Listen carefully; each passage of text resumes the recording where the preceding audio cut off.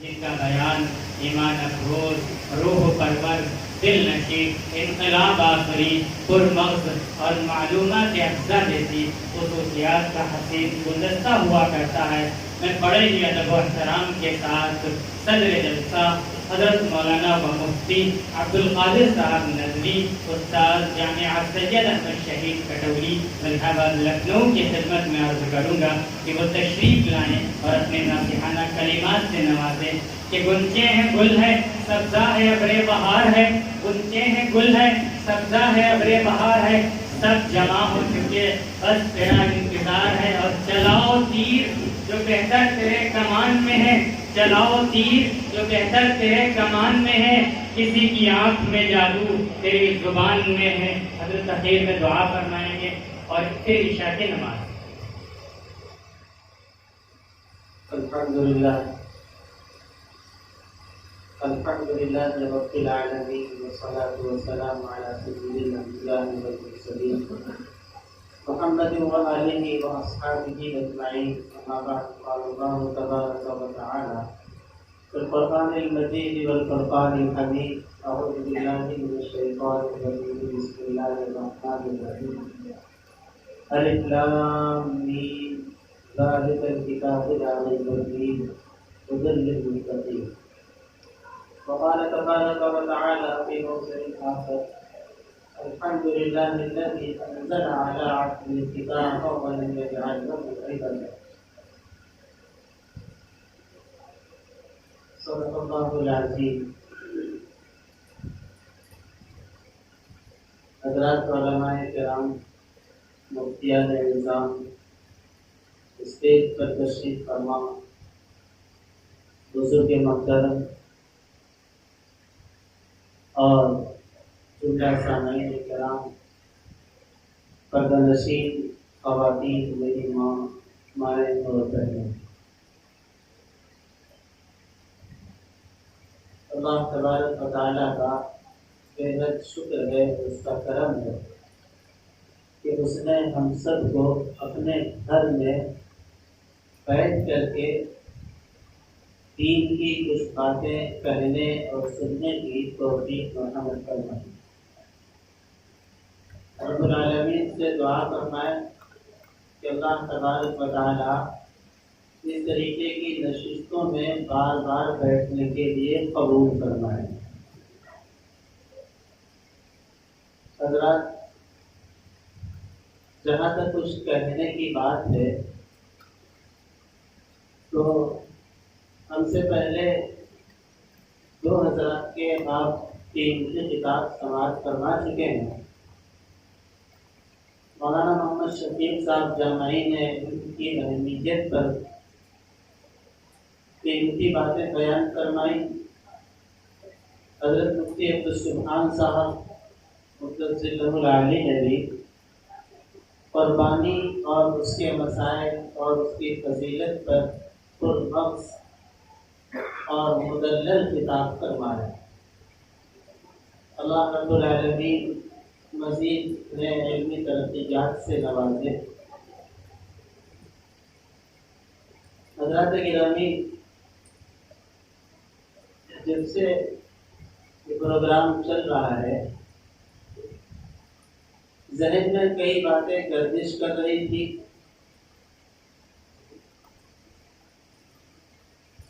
سب سے پہلے تو یہی ایک بات گردش کر رہی تھی کہ صدارت کا انتخاب میرے ذمے کیوں کیا گیا اور مجھ جیسے ناکارہ کو صدارت کے لیے کیوں چن لیا گیا۔ عزیزان گرامی، حقیقت یہ ہے کہ یہ ایک رسمی چیز ہے، نام رکھ دیا جاتا ہے کہ ان کی ماتحتی میں، ان کی صدارت میں پروگرام ہوگا۔ سچی بات تو یہ ہے کہ ہم آپ سب کے خادم، دین کی خدمت کرنا اللہ تبارک و تعالیٰ نے ہمارے لیے مقدر کیا ہے، اور آپ حضرات کی یہ دعاؤں کا صلہ ہے۔ مزید اگر ہمارے حق میں آپ حضرات دعا کرتے رہیں گے تو اللہ تعالیٰ اسی طریقے سے اور بھی اخلاص کے ساتھ دین کی خدمت دیتا رہے گا۔ دوسری بات یہ ہے کہ وقت کافی ہو چکا ہے اور اکثر جگہوں پر نمازیں ہو چکی ہیں. اب اگر باجماعت نماز پڑھنی ہوگی تو یہی ہوگی انشاءاللہ. آپ کو اس پروگرام کے حوالے سے کچھ باتیں بتا دیں. نظامت کر رہے عزیزاً محمد طفیل صلی اللہ علیہ وسلم نے ابتدا میں ایک شعر پڑھا تھا. میں اکیلا ہی چلا تھا جانب منزل مگر راہ رو آتے گئے کارواں بنتا. یہ بات بالکل سچی ہے کہ اکیلے ہی چل رہے تھے اور ذہن میں بات آ گئی کہ مسجد حقی میں ایک پروگرام قربانی کے حوالے سے کر لیا جائے. مشورہ کیا. ہم نے کہا والد صاحب سے رائے لے لو. ڈاکٹر صاحب نے حوصلہ بڑھایا. انہوں نے کہا کہ تم جس طریقے سے چاہو کرو, ہم تمہاری پوری طور پر مدد کرنے کے لیے تیار ہیں. سچی بات یہ ہے کہ ان کا یہ جملہ آج کے اس پروگرام کے لیے ذریعہ اور باعث بنا.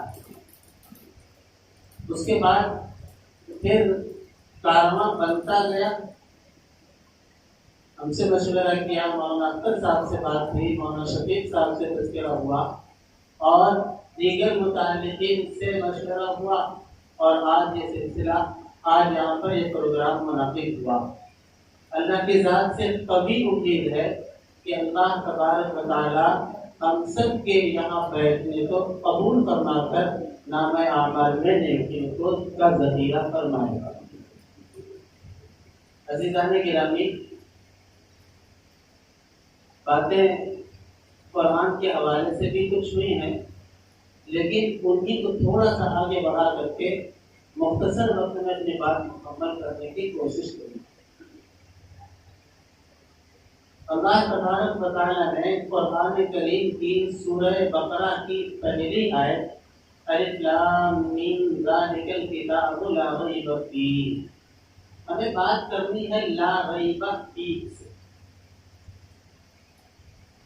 اللہ نے اس قرآن کی حقانیت کو اور اس کی پیورٹی کو ثابت کیا ہے اس ٹکڑے میں لا ریب فیہ, کہ یہ وہ کتاب ہے جس میں ذرہ برابر بھی شک و شبہ کی گنجائش نہیں. یہ بات بھی آپ کو بتانی ہے کہ قرآن جس تاریخ سے نازل ہونا شروع ہوا ہے اسی دن سے قرآن پر اعتراضات ہو رہے. جس جو سطح ہوتی ہے وہ اسی سطح کے اعتبار سے اعتراض کرتا ہے. اس وقت سے لے کر کے آج تک قرآن پر اعتراضات ہو رہے ہیں. ہم آپ سے اور اپنے آپ سے بھی یہ سوال کرتے ہیں کہ ہم اس اعتراض کا جواب کیا دے رہے ہیں اور کس انداز میں جواب دے رہے ہیں. اگر یہ سوال کیا جائے کہ ہم جواب دینا چاہتے ہیں تو کیا شکل ہونی چاہیے, تو لوگ مختلف انداز سے جواب دیں گے. اپنے اپنے اعتبار سے جواب ہوگا تو یہ کہے گا کہ تحصیل میں جا کر کے وہاں احتجاج کرنا چاہیے کہ فلاں نے اعتراض کیوں کیا, اس کو یاد نہیں تھا, اور اعتراض کرنے والا اسلام سے خارج ہے, یہ ہے وہ ہے. کچھ لوگ کچھ اور جواب دیں گے. میرا ماننا یہ ہے کہ جہاں وہ جواب ہے اور کسی حد تک اس میں بھی سچائی ہے, وہیں پر یہ جواب بھی ہے کہ ہمیں اپنے آپ کو ٹٹولنا چاہیے کہ ہمارا قرآن سے رشتہ کتنا مضبوط ہے, ہمارا قرآن کے ساتھ برتاؤ کیا ہے, ہمارا قرآن کے ساتھ تعلق کیسا ہے. اگر ہم اس مجلس سے سوال کریں کہ کتنے لوگ ایسے ہیں جو روزانہ قرآن کریم کی تلاوت کرتے ہیں, اگر ابھی ہاتھ اٹھوائے جائیں تو کم ہاتھ اٹھ پائیں گے. یہ نہیں ہونا چاہیے. روزانہ قرآن کی تلاوت کرنی چاہیے. لازمی طور پر یہ عہد کر لینا چاہیے کہ ہم روزانہ قرآن کریم کی تلاوت کریں گے. حقیقت تو یہ ہے کہ ہمارا قرآن سے رشتہ اتنا کمزور ہے کہ ہم رمضان میں قرآن کو کی تلاوت کرنے کے بعد اس کو غلاف میں جب لپیٹ کر کے رکھتے ہیں تو اتنی اونچائی پر رکھ دیتے ہیں کہ مہینوں کے بعد کبھی اس کے کھولنے کی نوبت آتی ہے اور جب ہم اس کو کھولتے ہیں تو پھر اس پر گرد چلی ہوئی ہوتی ہے. میرے بھائی اور دوستو، کیا ہمارا قرآن سے ایسا ہی رشتہ ہونا چاہیے؟ کیا ہمارا قرآن کے ساتھ یہی برتاؤ ہونا چاہیے؟ نہیں میرے دوستو. اللہ تبارک و تعالی کی کتاب ہے، کلام الہی ہے، کتاب اللہ ہے، کلام اللہ ہے. جو بندہ قرآن کی تلاوت کرتا ہے وہ اللہ سے کلام کرتا ہے، اللہ سے باتیں کرتا ہے. اللہ اس بندے سے کس طرح سے خطاب کر رہا ہے اس کا علم اسے ہوتا ہے، اسے معلوم ہوتا ہے.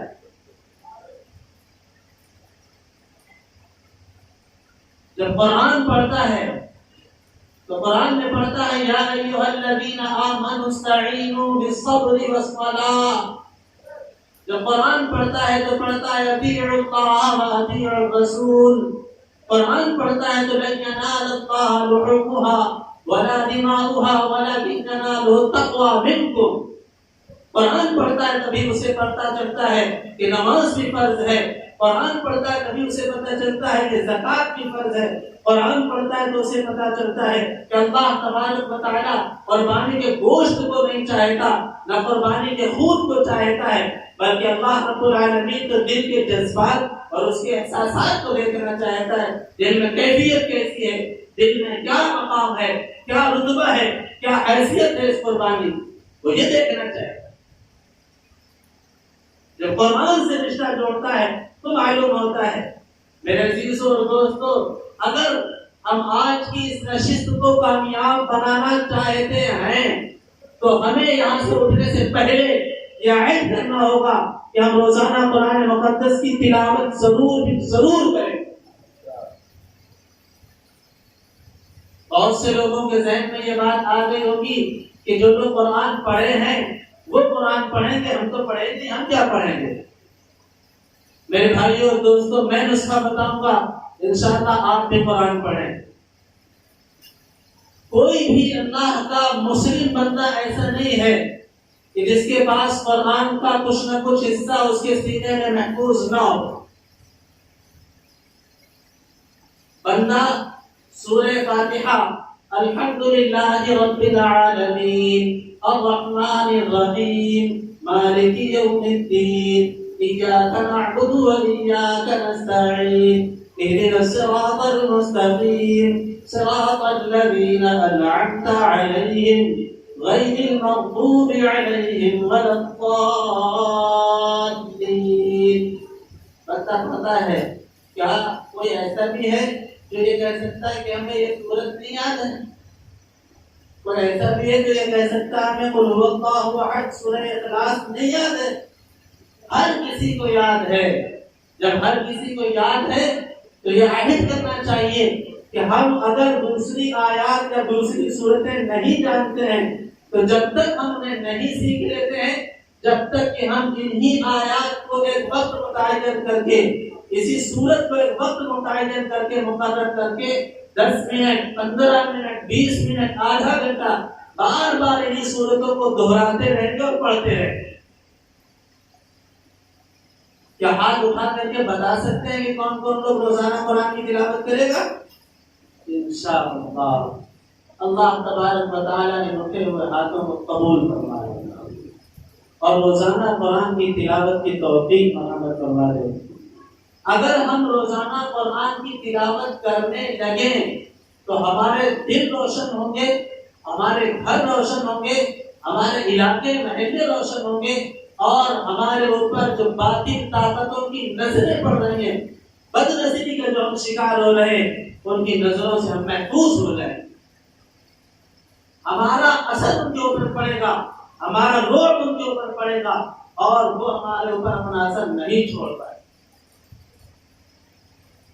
لہذا ضرورت اس بات کی ہے کہ ہم اپنے آپ کو قرآن سے جوڑ لیں, اور جو روزانہ قرآن کی تلاوت کرتے ہیں انہیں یہ چاہیے کہ کم از کم 10 آیتوں کا روزانہ ترجمہ بھی پڑھ لیا کریں, اور جہاں کہیں پر بھی کوئی بات سمجھ سے بالا تر ہو, سمجھ میں نہ آوے, تو اپنی عقل کا استعمال نہ کر کے کسی عالم سے رجوع کر لینا چاہیے.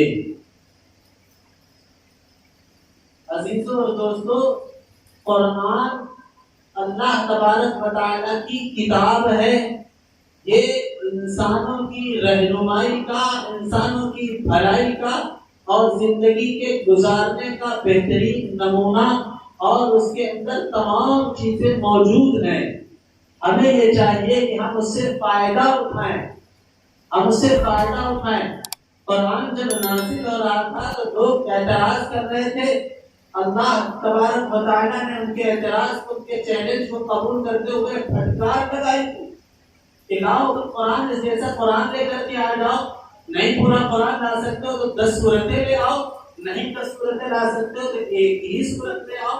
نہیں لا پائے. تو آج کس کی اوقات ہو سکتی ہے جو قرآن لا کر کے پیش کرتے؟ میرے عزیزوں اور دوستوں, اللہ تبارک و تعالیٰ نے فرمایا لا ریب فیہ, اس قرآن میں ذرہ برابر شک نہیں, اور اس کی حفاظت کا اللہ نے وعدہ کیا ہے اور حفاظت اپنے ذمہ لی ہے. شرط یہ ہے کہ ہم اس کا ذریعہ بن جائیں, ورنہ اللہ تبارک و تعالیٰ حفاظت تو کرا ہی لے گا, کسی نہ کسی دوسرے کو لا کر کے کھڑا کر دے گا. میرے عزیزوں اور دوستو, ہمیں یہ چاہیے کہ ہم قرآن سے اپنے رشتے کو مضبوط رکھیں, ایک کام یہ کرنا ہے کہ اپنا رشتہ اللہ سے مضبوط کرنا ہے, اپنا رشتہ رسول اللہ صلی اللہ علیہ وسلم کی ذات سے مضبوط کرنا ہے, اللہ کے گھر سے مضبوط کرنا ہے, اللہ کے کلام سے مضبوط کرنا ہے. 4 چیزوں سے اپنے رشتے کو مضبوط کرنا ہے. اگر ان چاروں سے ہمارا رشتہ مضبوط ہو گیا تو ہمارا کوئی نقصان نہیں پہنچا پائے گا. ہمارا رشتہ رسول اللہ صلی اللہ علیہ وسلم سے کس اعتبار سے مضبوط ہوگا؟ اس اعتبار سے مضبوط ہوگا کہ ہم رسول اللہ صلی اللہ علیہ وسلم کے طریقے کو اپنائیں گے, ہم ان کو اپنا آئیڈیل اور نمونہ بنائیں گے, اسوہ بنائیں گے. ان کی زندگی, اپنی زندگی اور ان کی زندگی کی نقالی کریں گے. حضرات صحابہ کرام رضوان اللہ علیہم اجمعین کے طریقے کو اپنائیں گے, نبی کے طریقے کو اپنا کر کے ہم اپنے رشتے کو نبی سے مضبوط کریں. عزیزو, رشتہ مضبوط کیسے ہوتا ہے, تعلق استوار کیسے ہوتے ہیں, راستے ہموار کیسے ہوتے ہیں؟ ہم دنیا کا مشاہدہ کرتے ہیں اور ہم یہ دیکھتے ہیں کہ اگر ہمارے اوپر کوئی تھوڑا سا بھی احسان کرتا ہے تو ہم اس کے احسان مند ہوتے ہیں, اور ہم اپنی زبان سے ایسی باتیں نکالتے ہیں کہ اگر فلاں نے ہمارے اوپر احسان نہ کیا ہوتا تو ہمارا پتہ نہیں کیا ہوتا, ہم ان کے احسان کو زندگی بھر نہیں بھول سکتے. مثلا کسی کو کوئی بیماری لگ جائے, ڈاکٹر بتا دے لمبا خرچ ہے اور بتا دے کہ لاکھوں روپیہ خرچ ہوگا تب نہیں آپریشن ہو پائے گا. اب پاکٹ الاؤ نہیں کر رہی ہے, جیب میں ہے نہیں, کیا کریں؟ اب اپنے کسی دوست سے تذکرہ کر دیا, ڈاکٹر نے بتایا تمہارا آپریشن ہونا اور ضروری آپریشن.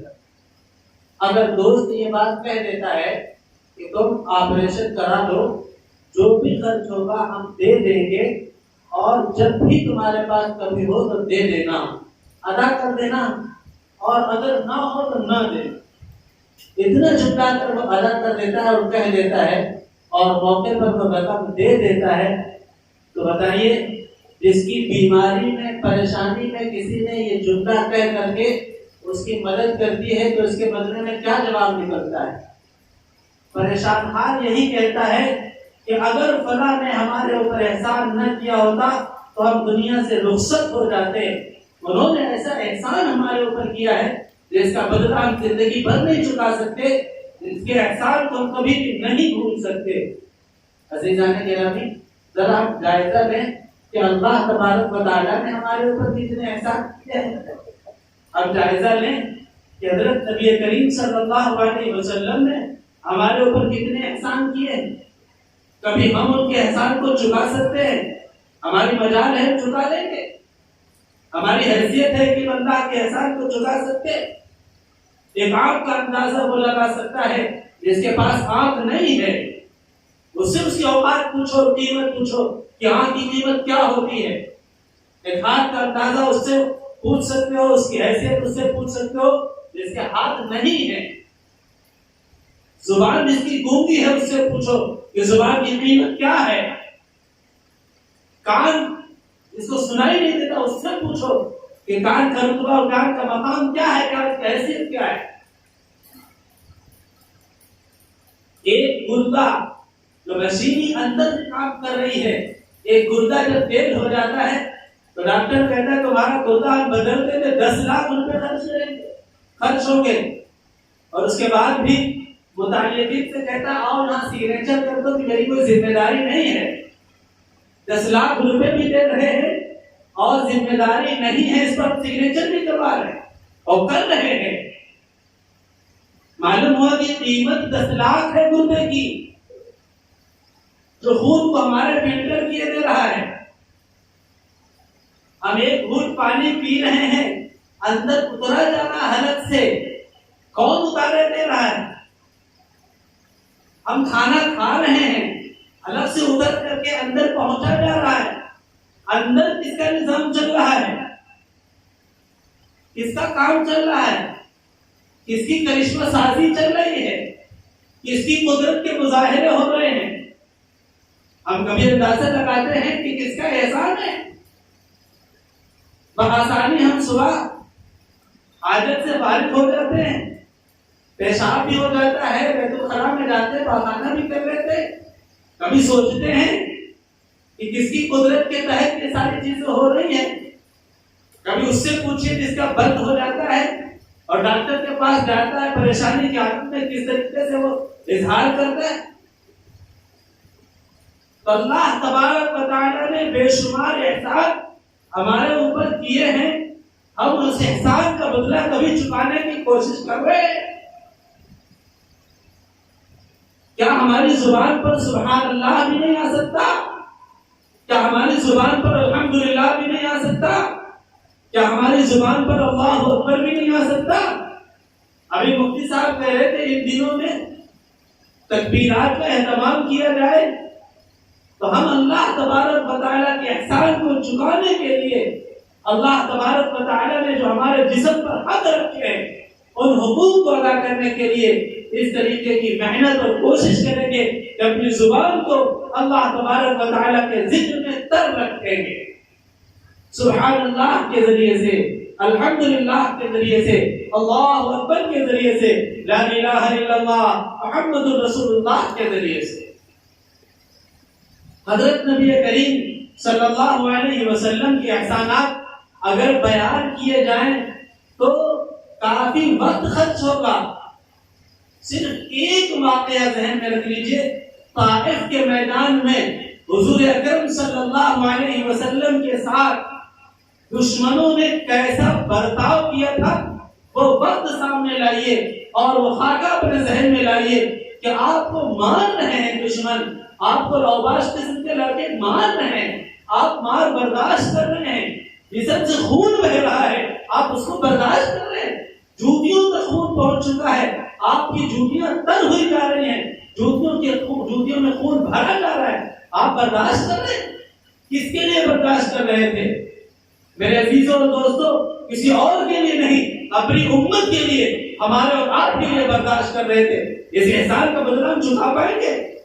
صرف کسی ایک احسان کا بدلہ؟ بے شمار احسان ہے. جب دنیا سے رخصت ہو رہے ہیں اس وقت آخری وقت ہے، اس وقت آپ کیا کہہ رہے ہیں؟ اپنی امت کی فکر لیے ہوئے ہیں اور یہ کہہ رہے ہیں کہ پروردگار عالم میری امت کو بخش دینا، ہمارے اور آپ کے لیے معاملے بخش دینا۔ ہم اس احسان کا بدلہ کیسے چکائیں گے؟ ہم ایسے احسان کا بدلہ تو نہیں چکا سکتے، لیکن اس کا کچھ حصہ تو ہم ادا کر سکتے ہیں کہ ہم اپنی زبان پر صلی اللہ علیہ وسلم صلی اللہ علیہ وسلم اللہم صلی علی محمد وعلی آل محمد وبارک وسلم، یا اس طریقے سے درود شریف نہیں پڑھ سکتے؟ پڑھ سکتے ہیں۔ ہم اپنی زبان کو اس سے تر رکھے، اس سے تر رکھے۔ جب ہم اپنی زبان کو اس سے تر رکھیں گے تب کہیں ہم کچھ حق ادا کر سکیں گے، کما حق نہیں ادا کر سکتے، اس وجہ سے کہ روح کائنات پر اللہ تبارک و تعالی نے کوئی اس سے برتر ذات بنائی ہی نہیں ہے، اور جب اس سے برتر ذات نہیں بنائی ہے تو اللہ تبارک و تعالی اپنے حبیب کو کتنا چاہتا ہوگا۔ اگر ہم یہ چاہتے ہیں کہ ہم اپنے اللہ کو راضی کریں اور اللہ کے حبیب کو بھی خوش کریں تو ہمارے لیے وہی چیزیں کرنی ہوگی جو حضرات صحابہ کرام رضوان اللہ علیہم اجمعین نے کی ہیں۔ جب نماز ملی ہے تو صحابہ نے فرمایا کہ اللہ سے براہ راست مانگنے کا ایک ذریعہ مل گیا، اور اللہ کے نبی صلی اللہ علیہ وسلم نے فرمایا کہ نماز میں میری آنکھوں کی ٹھنڈک ہے، نماز دین کا ستون ہے، نماز دین کا کھمبا ہے، عمارت کی بنیاد جو ہوتی ہے، پلر ہوتا ہے، وہ ہے۔ جو نماز کو قائم کرے گا وہ دین کو قائم کرے گا، جو نماز کو چھوڑ دے گا دین کو توڑ دے گا، عمارت کو توڑ ڈالے گا۔ اللہ کا منادی مسجد میں، اللہ کے گھر میں کھڑے ہو کر کے ندا لگاتا ہے، آواز لگاتا ہے کہ آؤ کامیابی کی طرف، آؤ نماز کی طرف، اور ہم کامیابی تلاش کرتے ہیں اپنے کاروبار میں، اپنی مشغولی میں، کہ ہم اللہ تبارک و تعالیٰ کے کسی احسان کے بدلے کو چکانے کے لیے یہ کرتے ہیں۔ اللہ کے حبیب صلی اللہ علیہ وسلم کی روح مبارکہ کو سکون پہنچانے کے لیے کرتے ہیں؟ نہیں، بلکہ ناراض کرنے کے لیے، تکلیف پہنچانے کے لیے کرتے ہیں۔ ہمیں چاہیے کہ ہم تکلیف نہ پہنچائیں۔